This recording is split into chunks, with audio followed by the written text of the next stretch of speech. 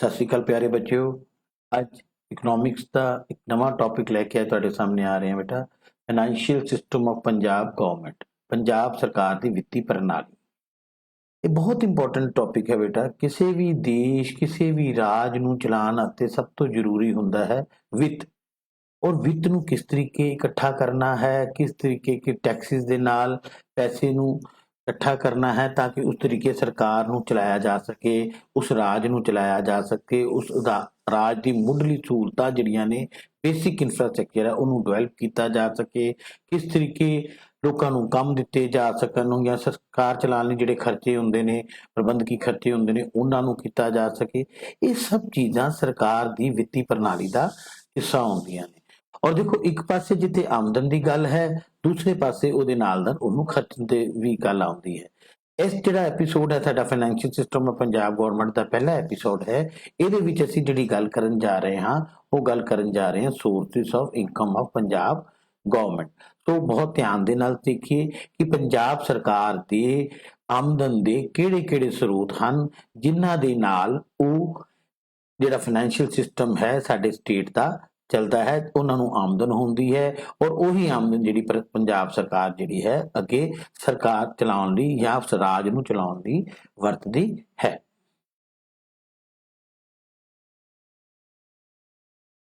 ਹੁਣ ਗੱਲ ਕਰੀਏ ਬੇਟਾ ਇੱਥੇ financial system of Punjab government ਦੀ, ਪੰਜਾਬ ਸਰਕਾਰ ਦੀ ਵਿੱਤੀ ਪ੍ਰਣਾਲੀ ਦੀ। ਹੁਣ ਪਬਲਿਕ ਫਾਈਨਾਂਸ ਯਾਨੀ ਸਰਵਜਨਕ ਵਿੱਤ ਕੀ ਹੈ? ਸਰਵਜਨਕ ਵਿੱਤ, ਪਬਲਿਕ ਫਾਈਨਾਂਸ ਦਾ ਸੰਬੰਧ ਰਾਜ ਦੀ ਆਮਦਨ ਅਤੇ ਖਰਚ ਨਾਲ ਸੰਬੰਧਿਤ ਹੁੰਦਾ ਹੈ। ਜਿਵੇਂ ਆਪ ਜੀ ਨੂੰ ਪਹਿਲੇ ਦੱਸਿਆ ਹੈ ਕਿ ਕਿਸੇ ਰਾਜ ਨੂੰ ਚਲਾਉਣ ਦੇ ਲਈ ਪੈਸੇ ਦੀ ਜ਼ਰੂਰਤ ਪੈਂਦੀ। ਕੋਈ ਵੀ ਐਸਾ ਕੰਮ, ਕੋਈ ਵੀ ਦੇਖ ਲਓ, ਭਾਵੇਂ ਅਸੀਂ ਆਪਣਾ ਘਰ ਹੀ ਚਲਾਉਂਦੇ ਹਾਂ, ਫੈਕਟਰੀ ਚਲਾਉਂਦੇ ਹਾਂ, ਬਿਜ਼ਨਸ ਚਲਾਉਂਦੇ ਹਾਂ, ਤੇ ਉਹਦੇ ਵਾਸਤੇ ਸਾਨੂੰ ਪੈਸੇ ਦੀ ਜ਼ਰੂਰਤ ਹੈ। ਔਰ ਕਿਸੇ ਰਾਜ ਨੂੰ ਚਲਾਉਣਾ, ਕਿਸੇ ਦੇਸ਼ ਨੂੰ ਚਲਾਉਣਾ ਬਹੁਤ ਵੱਡੇ ਪੱਧਰ ਦਾ ਕੰਮ ਹੈ, ਤੇ ਉਹਦੇ ਲਈ ਵੀ ਆਮਦਨ ਦੀ ਜ਼ਰੂਰਤ ਹੈ ਔਰ ਉਹਦੇ ਲਈ ਖਰਚ ਨਹੀਂ ਹੁੰਦਾ। ਉਹ ਸਭ ਚੀਜ਼ਾਂ ਦੀ ਜਿਹੜੀ ਸਟੱਡੀ ਹੈ ਅਸੀਂ ਸਰਵਜਨਕ ਵਿੱਤ ਦੇ ਅੰਡਰ ਕਰਦੇ ਹਾਂ। ਔਰ ਸਰਵਜਨਕ ਵਿੱਤ ਦੇਖੋ ਬਹੁਤ ਇੰਪੋਰਟੈਂਟ ਰੋਲ ਹੈ। ਜੇ ਸਰਕਾਰ ਕੋਲ ਪੈਸੇ ਨਹੀਂ ਹੋਣਗੇ ਤਾਂ ਉਹ ਆਪਣਾ ਸਰਕਾਰ ਦਾ ਜਿਹੜਾ ਕੰਮਕਾਜ ਹੈ, ਸਮਾਜ ਦਾ ਕੰਮਕਾਜ ਹੈ, ਸਮਾਜ ਦਾ ਵਿਕਾਸ ਹੈ, ਲੋਕਾਂ ਦੇ ਵਿਕਾਸ ਲਈ ਜਿਹੜੇ ਕੰਮ ਨੇ, ਲੋਕਾਂ ਦੇ ਭਲਾਈ ਦੇ ਜਿਹੜੇ ਕੰਮ ਨੇ, ਉਹ ਕਿੱਦਾਂ ਕਰ ਸਕਦੀ ਹੈ? ਇਹ ਸਭ ਪਬਲਿਕ ਫਾਈਨਾਂਸ ਦੇ ਕਾਰਨ ਹੀ ਸੰਭਵ ਹੋ ਸਕਦਾ ਹੈ। ਦੂਸਰੀ ਗੱਲ ਇੱਥੇ ਸਾਡੇ ਸਮਝਣ ਯੋਗੀ ਹੈ ਕਿ ਭਾਰਤ ਵਿੱਚ ਸੰਘੀ ਪ੍ਰਣਾਲੀ ਹੈ, ਫੈਡਰਲ ਸਿਸਟਮ ਹੈ, ਕਿ ਕੇਂਦਰ ਸਰਕਾਰ ਹੈ ਔਰ ਦੂਸਰੇ ਰਾਜ ਸਰਕਾਰਾਂ ਨੇ। ਕੇਂਦਰ ਸਰਕਾਰ ਦੇ ਆਮਦਨ ਦੇ ਸੋਰਸ ਅਲੱਗ-ਅਲੱਗ ਹਨ। ਉਹ ਆਪਣੇ ਤਰੀਕੇ ਨਾਲ ਕਰਾਂ ਦੇ ਨਾਲ ਆਮਦਨ ਇਕੱਠਾ ਕਰਦੀ ਹੈ, ਉਹ ਅਸੀਂ ਫਿਰ ਸਟੱਡੀ ਕਰਾਂਗੇ। ਇਸੇ ਤਰੀਕੇ ਨਾਲ ਜਿਹੜੀ ਰਾਜ ਸਰਕਾਰਾਂ ਨੇ, ਉਹਨਾਂ ਦੇ ਆਮਦਨ ਦੇ ਸੋਰਸ ਅਲੱਗ ਨੇ। ਉਸ ਸੰਘੀ ਪ੍ਰਣਾਲੀ ਦੇ ਵਿੱਚ ਜੇ ਰਾਜ ਸਰਕਾਰਾਂ ਨੇ ਉਹ ਆਪਣੇ ਸੋਰਸਿਸ ਤੋਂ ਜਿਹੜੇ ਪੈਸੇ ਇਕੱਠੇ ਕਰਦੀਆਂ ਨੇ, ਉਹ ਆਪਣੇ ਰਾਜ ਦੇ ਚਲਾਉਣ ਲਈ ਕੰਮ ਲਿਆਉਂਦੀਆਂ ਨੇ। ਅਤੇ ਜਿਹੜੀ ਕੇਂਦਰ ਸਰਕਾਰ ਹੈ, ਉਹ ਆਪਣੀ ਜੋ ਆਮਦਨ ਹੁੰਦੀ ਹੈ ਉਹਦਾ ਵੱਡਾ ਹਿੱਸਾ ਦੇਸ਼ ਨੂੰ ਚਲਾਉਣ ਵਾਸਤੇ ਅਤੇ ਰਾਜ ਸਰਕਾਰਾਂ ਨੂੰ ਮਦਦ ਕਰਨ ਵਿੱਚ ਖਤਮ ਹੁੰਦਾ ਹੈ। ਇਸ ਨੂੰ ਅਸੀਂ ਫੈਡਰਲ ਸਿਸਟਮ ਕਹਿੰਦੇ ਹਾਂ। ਤੀਸਰੀ ਗੱਲ ਬੇਟਾ ਇੱਥੇ ਸਮਝਣ ਯੋਗੀ ਹੈ ਕਿ ਕੇਂਦਰ ਅਤੇ ਰਾਜ ਸਰਕਾਰਾਂ ਦੇ ਆਮਦਨ ਦੇ ਖਰਚ ਦੇ ਅਲੱਗ-ਅਲੱਗ ਸਰੋਤ ਹੁੰਦੇ ਹਨ। ਮੈਂ ਗੱਲ ਪਹਿਲੇ ਵੀ ਦੱਸੀ ਹੈ ਕਿ ਕੇਂਦਰ ਸਰਕਾਰ ਅਤੇ ਰਾਜ ਸਰਕਾਰ ਦੇ ਜਿਹੜੇ ਸੋਰਸ ਹਨ ਉਹ ਅਲੱਗ-ਅਲੱਗ ਹਨ। ਕਈ ਟੈਕਸਿਸ ਨੇ ਉਹ ਕੇਂਦਰ ਸਰਕਾਰ ਲਗਾਉਂਦੀ ਹੈ, ਉਹ ਆਮਦਨ ਦਾ ਜਰੀਆ ਕੇਂਦਰ ਸਰਕਾਰ ਦਾ ਹੁੰਦਾ ਹੈ। For example income tax. Income tax ਜਿਹੜੀ ਹੈ ਉਹ ਸਾਡੇ ਦੇਸ਼ ਦੀ ਕੇਂਦਰ ਦੀ ਸਰਕਾਰ ਜਿਹੜੀ ਇਕੱਠਾ ਕਰਦੀ ਹੈ ਅਤੇ ਉਹਦਾ ਸਾਰਾ ਰੈਵਨਿਊ ਕੇਂਦਰ ਸਰਕਾਰ ਕੋਲ ਜਾਂਦਾ ਹੈ।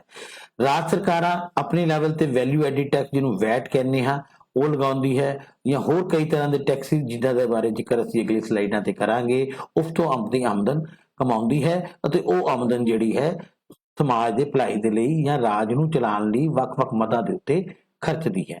ਔਰ ਇੱਥੇ ਇੱਕ ਚੀਜ਼ ਹੋਰ ਬੇਟਾ ਸਮਝਣ ਦੀ ਜ਼ਰੂਰਤ ਹੈ ਕਿ ਕੇਂਦਰ ਅਤੇ ਰਾਜ ਦੇ ਸਰੋਤ ਅਲੱਗ-ਅਲੱਗ ਹਨ।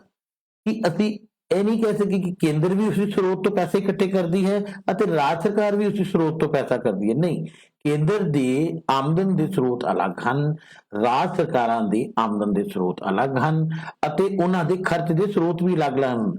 ਕਈ ਮਦਾਂ ਜਿਹੜੀਆਂ ਹਨ ਕੇਵਲ ਕੇਂਦਰ ਦੇ ਖਰਚੇ ਵਿੱਚ ਆਉਂਦੀਆਂ ਹਨ, ਕਈ ਮਦ ਜਿਹੜੇ ਨੇ ਰਾਜ ਸਰਕਾਰਾਂ ਦੇ ਖਰਚੇ ਚ ਆਉਂਦੇ। ਇਸੇ ਤਰੀਕੇ ਨਾਲ ਆਮਦਨ ਦੀ ਵੀ ਇਹੀ ਗੱਲ ਹੈ। ਕਈ ਆਮਦਨ ਦੇ ਸੋਰਸ ਕੇਂਦਰ ਦੇ ਹਨ ਅਤੇ ਕਈ ਆਮਦਨ ਦੇ ਸੋਰਸ ਸਾਡੇ ਜਿਹੜੇ ਹਨ ਉਹ ਰਾਜ ਸਰਕਾਰਾਂ ਦੇ ਹਨ। ਹੁਣ ਇੱਥੇ ਗੱਲ ਕਰੀਏ financial system of Punjab government, Punjab ਸਰਕਾਰ ਦੀ ਵਿੱਤੀ ਪ੍ਰਣਾਲੀ। ਇਹਦੀ ਅਸੀਂ ਗੱਲ पहले कीती है, फैडरल सिस्टम और केंद्र सरकार कर चुके हाँ। हुण इनू अगे ले जांदे होए असीं sources of income of Punjab government, Punjab सरकार दे आमदन दे स्रोत की गल करते। देखो पहले भी गल क्लीयर कीती है बेटा कि पंजाब सरकार दे आमदन दे स्रोतां नूं मुख रूप च दो भागां च वंडिया जा सकता है। दो भाग ने, एक कर प्राप्तियां यानी टैक्स रेवन्यू, वो आमदन जो किसी सरकार नूं उस दे टैक्स दे रेवन्यू तो प्राप्त होंदी है उस नूं असीं कर प्राप्तियां कहने हैं। बहुत सिंपल जी गल है। वो टैक्स ਜਿਹੜੇ की ਜਿਹੜੀ राज सरकार है राज ਦੇ ਵਿੱਚ ਲੋਕਾਂ ਤੇ ਲਗਾਉਂਦੀ ਹੈ ਜਾਂ ਫੈਕਟਰੀਆਂ ਤੇ ਲਗਾਉਂਦੀ ਹੈ ਜਾਂ ਬਿਜ਼ਨੈਸਿਸ ਤੇ ਲਗਾਉਂਦੀ ਹੈ ਜਾਂ ਕਿਸ ਤਰੀਕੇ ਆਪਣੇ ਜਿਹੜਾ ਟੈਕਸ ਇਕੱਠੇ ਕਰਦੀ ਹੈ, ਉਹ ਕਰ ਪ੍ਰਾਪਤੀਆਂ ਜਿਹੜੀਆਂ ਹਨ ਉਹ ਪੰਜਾਬ ਸਰਕਾਰ ਦੀ ਆਮਦਨ ਦਾ ਸਰੋਤ ਹਨ। और दूसरा गैर कर प्राप्तियां, कर प्राप्तियों तो इलावा होर जिस तरीके दे नाल सरकारां नूं आमदन हुंदी है उस तो भी उसनूं रेवन्यू जनरेट हुंदा है, ਉਹ ਸਾਡੀ ਆ ਜਾਂਦੀਆਂ ਹਨ ਗੈਰ ਕਰ ਪ੍ਰਾਪਤੀਆਂ। ਹੁਣ ਅਗਲੀ ਸਲਾਈਡ ਦੇ ਵਿੱਚ ਬੇਟਾ ਅਸੀਂ ਕਰ ਪ੍ਰਾਪਤੀਆਂ ਔਰ ਗੈਰ ਕਰ ਪ੍ਰਾਪਤੀਆਂ ਨੂੰ ਅਲੱਗ-ਅਲੱਗ ਕਰਦੇ ਹੋਏ ਕਿਹੜੀ-ਕਿਹੜੀ ਕਰ ਪ੍ਰਾਪਤੀਆਂ ਹਨ ਜਿੱਥੋਂ ਸਰਕਾਰਾਂ ਨੂੰ ਆਮਦਨ ਹੁੰਦੀ ਹੈ ਔਰ ਕਿਹੜੀ-ਕਿਹੜੀ ਗੈਰ ਕਰ ਪ੍ਰਾਪਤੀਆਂ ਹਨ ਜਿੱਥੋਂ ਸਰਕਾਰਾਂ ਨੂੰ ਆਮਦਨ ਹੁੰਦੀ ਹੈ, ਉਸ ਦੇ ਬਾਰੇ ਅਸੀਂ ਜ਼ਿਕਰ ਕਰਾਂਗੇ। ਹੁਣ ਗੱਲ ਕਰੀਏ टैक्स रेवन्यू। सब तो पहले आ गई कर प्राप्ति। देखो कर प्राप्ति यानी वो कर ਜਿਹੜੇ ਰਾਜ ਸਰਕਾਰ ਦੇ ਦੁਆਰਾ ਰਾਜ ਦੇ ਲੋਕਾਂ ਦੇ ਉੱਤੇ ਲਗਾਏ ਜਾਂਦੇ ਹਨ ਤਾਂ ਕਿ ਉਸ ਦੇ ਨਾਲ ਕਿਸੇ ਸਰਕਾਰ ਨੂੰ ਆਮਦਨ ਹੋਵੇ ਔਰ ਉਸ ਆਮਦਨ ਦੇ ਨਾਲ ਉਹ ਸਰਕਾਰ ਆਪਣੀ ਜਿਹੜਾ ਰਾਜਪਾਟ ਚਲਾ ਸਕੇ। तो सब तो पहले ਇੱਥੇ ਗੱਲ ਕਰਦੇ ਹਾਂ ਇਲੈਕਟ੍ਰਿਸਿਟੀ ਡਿਊਟੀ ਦੀ। ਪੰਜਾਬ ਸਰਕਾਰ ਜੋ ਵੀ ਇਲੈਕਟ੍ਰਿਸਿਟੀ ਪ੍ਰੋਡਿਊਸ ਹੁੰਦੀ ਹੈ ਉਹਦੇ ਉੱਤੇ ਇੱਕ ਬਿਜਲੀ ਕਰ ਲਗਾਉਂਦੀ ਹੈ ਜਿਸ ਤੋਂ ਉਸ ਨੂੰ ਆਮਦਨ ਹੁੰਦੀ ਹੈ। ਤੁਸੀਂ ਆਪਣਾ ਕਦੀ ਬਿੱਲ ਚੈੱਕ ਕਰੋ ਤੇ ਉਹਦੇ ਵਿੱਚ ਥੱਲੇ ਲਿਖਿਆ ਹੁੰਦਾ ਹੈ ਇਲੈਕਟ੍ਰਿਸਿਟੀ ਡਿਊਟੀ। ਪੰਜਾਬ ਸਰਕਾਰ ਨੂੰ 2020-21 ਦੇ ਵਿੱਚ 3026 ਕਰੋੜ ਰੁਪਏ ਦੀ ਆਮਦਨ ਜਿਹੜੀ ਹੈ ਉਹ ਬਿਜਲੀ ਕਰ ਤੋਂ ਹੋਈ ਹੈ। तो देखो कितना ਵੱਡਾ सोर्स है किसी भी राज सरकार ਦਾ टैक्स रेवेन्यू ਦਾ इलैक्ट्रिसिटी ड्यूटी। और देख पंजाब ਦੇ ਵਿੱਚ ਇਹ ਬਹੁਤ ਵੱਡਾ सोर्स है 3026 ਕਰੋੜ ਰੁਪਏ ਦੀ ਆਮਦਨ ਜਿਹੜੀ ਹੈ 2020-21 ਵਿੱਚ ਹੋਈ ਹੈ। ਉਸ ਤੋਂ ਬਾਅਦ ਗੱਲ ਕਰੀਏ एंटरटेनमेंट टैक्स, मनोरंजन कर। ਪਹਿਲੀ ਗੱਲ ਤਾਂ मनोरंजन कर लगदा ਕਿਵੇਂ ਹੈ, ਕਿੱਥੇ ਹੈ? फॉर एग्जांपल देखो ਤੁਸੀਂ थिएटर फिल्म देखना ਜਾਂਦੇ ਹੋ ਉਹ ਜਿਹੜੀ ਟਿਕਟਸ ਹੈ ਉਹਦੇ ਉੱਤੇ ਮਨੋਰੰਜਨ ਕਰ ਲੱਗਾ ਹੁੰਦਾ ਹੈ। ਤੁਸੀਂ ਕਿਤੇ ਅਮਿਊਜ਼ਮੈਂਟ ਪਾਰਕ 'ਚ ਜਾਂਦੇ ਹੋ ਉੱਥੇ ਟੈਕਸ ਲੱਗਦਾ ਹੈ, ਉਹਨਾਂ ਟਿਕਟ ਦੇ ਉੱਤੇ ਟੈਕਸ ਲੱਗਦਾ ਹੈ। ਇਸ ਤਰੀਕੇ ਹੋਰ ਵੀ ਕਈ ਮਨੋਰੰਜਨ ਦੇ ਸਾਧਨਾਂ ਦੇ ਉੱਤੇ ਸਰਕਾਰ ਦੇ ਦੁਆਰਾ ਇੱਕ ਟੈਕਸ ਲਗਾਇਆ ਜਾਂਦਾ ਹੈ। ਉਹ ਟੈਕਸ ਜਿਹੜਾ ਹੈ ਉਹਨੂੰ ਆਮਦਨ ਦਾ ਜ਼ਰੀਆ ਹੁੰਦਾ ਹੈ। ਪੰਜਾਬ ਸਰਕਾਰ ਨੂੰ 2021 ਦੇ ਵਿੱਚ ਲਗਭਗ 31 ਕਰੋੜ ਰੁਪਏ ਜਿਹੜੇ ਹੈ ਉਹ ਮਨੋਰੰਜਨ ਕਰ ਦੇ ਰੂਪ 'ਚ ਪ੍ਰਾਪਤ ਹੋਏ ਔਰ ਜੋ ਕਿ ਉਹਨਾਂ ਦੇ ਇਨਕਮ ਦਾ सोर्स रहे हैं। व्हीकल टैक्स एक इंपॉर्टेंट सोर्स ऑफ इनकम है किसी स्टेट दी। व्हीकल टैक्स हुंदा की है, पहले तो समझिए मोटर गड्डियां ते कर। ਜਿਹੜੀ ਵੀ ਮੋਟਰ ਗੱਡੀਆਂ ਅਸੀਂ ਖਰੀਦਦੇ ਹਾਂ ਉਹਦੀ ਤੁਸੀਂ ਦੇਖਿਆ ਹੈ ਰਜਿਸਟ੍ਰੇਸ਼ਨ ਹੁੰਦੀ ਹੈ। ਉਹ ਜਦੋਂ ਨਵੀਂ ਖਰੀਦਦੇ ਆ ਉਹ ਤੇ ਟੈਕਸ ਲੱਗਦੇ ਹਨ। ਉਹ ਜਿਹੜਾ ਟੈਕਸ ਲੱਗਦੇ ਹਨ ਜਾਂ ਉਹਨਾਂ ਦੀ ਰਜਿਸਟ੍ਰੇਸ਼ਨ ਤੇ ਟੈਕਸ ਲੱਗਦੇ ਹਨ ਉਹ ਵਾਹੀਕਲ ਟੈਕਸ ਜਿਹੜਾ ਪੰਜਾਬ ਗਵਰਨਮੈਂਟ ਜਿਹੜੀ ਇਕੱਠਾ ਲੋਕਾਂ ਤੋਂ ਕਰਦੀ ਹੈ। ਹੁਣ ਵਾਹੀਕਲ ਟੈਕਸ ਦੀ ਗੱਲ ਕਰੀਏ ਤੇ 2020-21 ਦੇ ਵਿੱਚ 2200 ਕਰੋੜ ਦੇ ਕਰੀਬ ਜਿਹੜੀ ਵਾਹੀਕਲ ਟੈਕਸ ਜਿਹੜਾ ਹੈ ਉਸ ਤੋਂ ਆਮਦਨ ਜਿਹੜੀ ਹੈ ਪੰਜਾਬ ਸਰਕਾਰ ਨੂੰ ਹੋਈ ਸੀ। ਵਾਹੀਕਲ ਟੈਕਸ ਦੇਖੋ ਜਿੰਨੀ ਵੀ ਨਵੀਆਂ ਗੱਡੀਆਂ ਆਉਂਦੀਆਂ ਨੇ, ਜਿੰਨੀ ਵੀ ਕਾਰਾਂ, ਬੱਸਿਸ, ਟਰੱਕਸ, ਕਮਰਸ਼ੀਅਲ ਵਾਹੀਕਲ ਜਾਂ ਦੂਸਰੇ, ਉਹ ਸਾਰਿਆਂ ਉੱਪਰ ਜਿਹੜਾ ਟੈਕਸ ਲਗਾਉਂਦੇ ਹੈ ਕਿਉਂਕਿ ਇਹੀ ਤਾਂ ਇੱਕ ਮੇਨ ਸੋਰਸ ਆਫ ਇਨਕਮ ਹੈ ਜਿਹੜਾ ਪੰਜਾਬ ਗਵਰਨਮੈਂਟ ਨੂੰ ਹੁੰਦਾ ਹੈ। ਉਸ ਤੋਂ ਬਾਅਦ ਗੱਲ ਕਰੀਏ stamp duty and registration. Stamp ਕਰ ਅਤੇ ਪੰਜੀਕਰਨ ਇੱਕ ਹੀ ਚੀਜ਼ ਹੈ, ਇਹਨੂੰ ਪਹਿਲੇ ਸਮਝੀਏ। ਤੁਸੀਂ ਦੇਖਿਆ ਹੋਵੇਗਾ ਜਦੋਂ ਕੋਈ ਰਜਿਸਟਰੀ ਕਰਵਾਉਣੀ ਹੋਵੇ ਘਰ ਦੀ ਜਾਂ ਕੋਈ ਸਟਾਂਪ ਲੈਣੇ ਹਾਂ ਜਾਂ ਕੋਈ ਅਸੀਂ ਐਫੀਡੇਵਿਟ ਬਣਾਉਂਦੇ ਹਾਂ ਤਾਂ ਅਸੀਂ ਉਹਦੇ ਵਾਸਤੇ ਇੱਕ ਸਟਾਂਪ ਪੇਪਰ ਖਰੀਦਦੇ ਹਾਂ ਜਾਂ ਕਿਸੇ ਚੀਜ਼ ਦੀ ਰਜਿਸਟ੍ਰੇਸ਼ਨ ਕਰਵਾਉਣੀ ਹੈ ਤੇ ਉਹਦੇ ਵਾਸਤੇ ਅਸੀਂ ਉਹ ਸਟੈਂਪ ਡਿਊਟੀ ਜਿਹੜੀ ਹੈ ਸਰਕਾਰ ਨੂੰ ਦੇਣੇ ਹਾਂ। ਉਹ ਵੀ ਇੱਕ ਬਹੁਤ ਵੱਡਾ ਸੋਰਸ ਹੈ ਕਿਸੇ ਵੀ ਇਕੱਲਾ ਪੰਜਾਬ ਸਰਕਾਰ ਦੀ ਗੱਲ ਨਹੀਂ ਕਰੀਏ, ਕਿਸੇ ਵੀ ਸਰਕਾਰ ਦੀ ਇਨਕਮ ਦਾ ਸਭ ਤੋਂ ਵੱਡਾ स्रोत ਜਿਹੜਾ ਹੈ ਉਹ ਸਟੈਂਪ ਡਿਊਟੀ ਅਤੇ ਰਜਿਸਟ੍ਰੇਸ਼ਨ ਹੈ ਜੋ ਕਿ 2020-21 ਦੇ ਵਿੱਚ 2890.05 ਕਰੋੜ ਸੀ यानी पंजाब सरकार ਨੂੰ 2020-21 ਦੇ ਵਿੱਚ 2890 ਕਰੋੜ ਰੁਪਏ ਦੀ ਬਹੁਤ ਵੱਡੀ ਇਨਕਮ ਜਿਹੜੀ ਹੈ ਉਹ ਸਟੈਂਪ ਡਿਊਟੀ ਤੋਂ ਹੋਈ ਹੈ। ਇਹ ਸਮਝਣ ਦੀ ਚੀਜ਼ ਹੈ। ਔਰ ਦੇਖੋ ਇਹ ਮੇਨ ਮਦਦ, ਬਾਕੀ ਮਦਦ ਤੋਂ ਬਹੁਤ ਥੋੜੀ ਥੋੜੀ ਇਨਕਮ ਹੁੰਦੀ ਹੈ। ਵਾਹੀਕਲ ਟੈਕਸ ਹੋ ਗਿਆ, ਸਟੈਂਪ ਡਿਊਟੀ ਹੋ ਗਿਆ, ਇਲੈਕਟ੍ਰਿਸਿਟੀ ਡਿਊਟੀ ਹੋ ਗਿਆ, they are the main source of income of a government, of state government even. ਹੁਣ ਅਗਲੇ ਚੱਲਦੇ ਹਾਂ। ਫਿਰ ਹੈ ਸਾਡੇ ਕੋਲ ਵੈਲਿਊ ਐਡਿਡ ਟੈਕਸ। ਨਾਮ ਸੁਣਿਆ ਹੈ ਤੁਸੀਂ, ਵੈਟ। ਵੈਟ ਹਰ ਵਾਰੀ ਗੱਲ ਕਰਦੇ हैं कई जगह कि वैट है, वैट लग गया, वैट की है? वैल्यू एडिड टैक्स, मुल वाधा कर। देखो ये कितनी वड्डी अमाउंट च आमदन हुई है। वैल्यू एडिड टैक्स है ਜਦੋਂ ਕੋਈ ਚੀਜ਼ ਲੈ ਕੇ ਤੁਸੀਂ ਉਹਦੀ ਵੈਲਿਊ ਦੇ ਵਿੱਚ ਐਡੀਸ਼ਨ ਕਰਦੇ ਹੋ, ਉਹਦੀ ਵੈਲਿਊ ਚ ਵਾਧਾ ਕਰਦੇ ਹੋ, ਤੇ ਉਹ ਜਿਹੜਾ ਟੈਕਸ ਹੈ ਉਸਨੂੰ ਵੈਲਿਊ ਐਡਿਡ ਟੈਕਸ ਕਿਹਾ ਜਾਂਦਾ ਹੈ। ਦੂਜੇ ਸ਼ਬਦਾਂ 'ਚ ਕਹੀਏ, ਮੰਨ ਲਓ ਤੁਸੀਂ ਐਗਜ਼ਾਮਪਲ ਦਿੰਦੇ ਹਾਂ ਕਿ ਕੋਈ ਆਟਾ ਖਰੀਦਦਾ ਹੈ, ਆਟੇ ਤੋਂ ਉਹ ਬ੍ਰੈਡ ਬਣਾਉਂਦਾ ਹੈ, ਤਾਂ ਉਸਨੇ ਉਹ ਆਟੇ ਨੂੰ ਬ੍ਰੈਡ 'ਚ ਕਨਵਰਟ ਕੀਤਾ, ਉਹਦੇ ਮੁੱਲ 'ਚ ਵਾਧਾ ਕੀਤਾ। ਜੇ ਉਹਨੇ 25 ਜਾਂ 30 ਰੁਪਏ ਦੇ ਕਿਲੋ ਕਰੀਬ ਆਟਾ ਖਰੀਦਿਆ ਔਰ ਉਹ ਬ੍ਰੈਡ ਜਿਹੜੀ ਹੈ 40 ਰੁਪਏ ਦੀ 400 ਗ੍ਰਾਮ ਜਾਂ 500 ਗ੍ਰਾਮ ਦੀ ਬ੍ਰੈਡ ਬਣਾ ਕੇ ਵੇਚਦਾ ਹੈ, ਤਾਂ ਉਸਦੇ ਮੁੱਲ ਦੇ ਵਿੱਚ ਵਾਧਾ ਹੋਇਆ, ਉਹ ਵੈਲਿਊ ਐਡਿਡ ਹੋਈ। ਔਰ ਉਹਦੇ ਉੱਤੇ ਜਿਹੜਾ ਟੈਕਸ ਲੱਗਿਆ ਉਹਨੂੰ ਅਸੀਂ ਟੈਕਸ ਨੂੰ ਮੁੱਲ ਵਾਧਾ ਕਰ ਜਾਂ ਵੈਟ ਕਹਿੰਦੇ ਹਾਂ, ਵੈਲਿਊ ਐਡਿਡ ਟੈਕਸ। ਪੰਜਾਬ ਸਰਕਾਰ ਨੂੰ ਵਿੱਤੀ ਵਰਸ਼ 2020-21 ਦੇ ਵਿੱਚ ਲਗਭਗ 6027.76 ਕਰੋੜ ਦੀ ਆਮਦਨ ਹੋਈ ਹੈ ਵੈਲਿਊ ਐਡਿਡ ਟੈਕਸ ਤੋਂ, ਜੋ ਕਿ ਬਹੁਤ ਵੱਡਾ ਸੋਰਸ ਹੈ ਪੰਜਾਬ ਸਰਕਾਰ ਦੀ ਆਮਦਨ ਦਾ। ਉਸ ਤੋਂ ਬਾਅਦ ਅੱਗੇ ਗੱਲ ਕਰੀਏ ਸਟੇਟ ਜੀਐਸਟੀ। ਦੇਖੋ ਜੀਐਸਟੀ ਰਾਜ ਵਸਤੂ ਅਤੇ ਸੇਵਾਵਾਂ ਕਰ, ਇਸ ਤਰ੍ਹਾਂ ਇੱਕ ਸੈਂਟਰ ਜੀਐਸਟੀ ਵੀ ਹੁੰਦਾ ਹੈ, ਇੱਕ ਸਟੇਟ ਜੀਐਸਟੀ ਹੈ। ਕੋਈ ਵੀ GST goods and services tax ਜਿਹੜਾ ਹੈ ਉਹਨੂੰ ਦੋ ਹਿੱਸਿਆਂ 'ਚ ਵੰਡਿਆ ਜਾਂਦਾ ਹੈ, ਇੱਕ ਹਿੱਸਾ ਸਟੇਟ ਦਾ ਹੁੰਦਾ ਹੈ, ਇੱਕ ਹਿੱਸਾ ਸੈਂਟਰ ਦਾ ਹੁੰਦਾ ਹੈ।